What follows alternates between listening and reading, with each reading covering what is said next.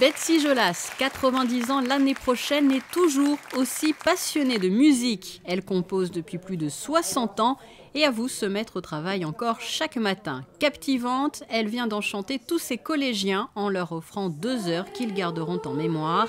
Ils ont pu interpréter des compositions signées de sa main en sa présence, comme Monsieur le Soleil ou encore Savez-vous qui est mon ami, à une et plusieurs voix.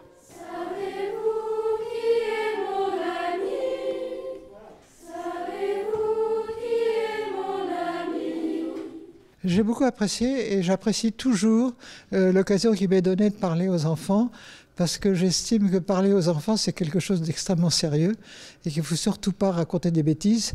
Et les questions qui sont posées sont toutes de tout premier ordre.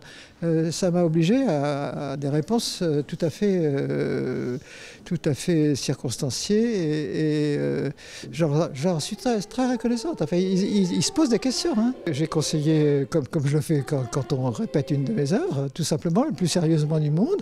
Il y avait des petites erreurs d'accidents, de tempo. On a corrigé les choses au fur et à mesure. Et moi je me lève toujours à un moment donné parce que je ne peux pas parler du fond de la salle. Je suis allé au fond de la salle pour les entendre et je me suis levé après pour les corriger de façon à ce qu'on entende ce que je dis. Il faut regarder les nuances. Hein. Il faut commencer. Pianissimo, vous savez ce que ça veut dire? Oui, bravo.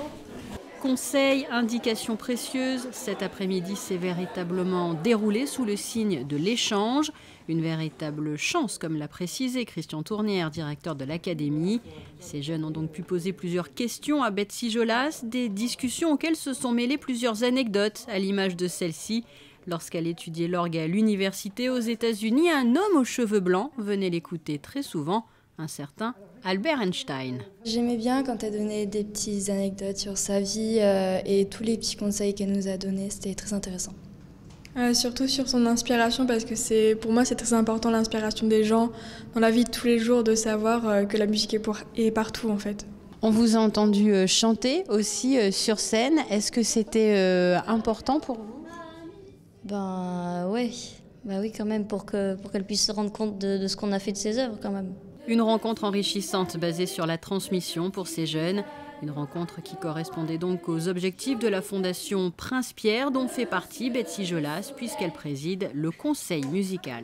La Fondation Prince-Pierre a pour mission de repérer, de célébrer et de diffuser. Donc le repérage, c'est Betsy qui le fait.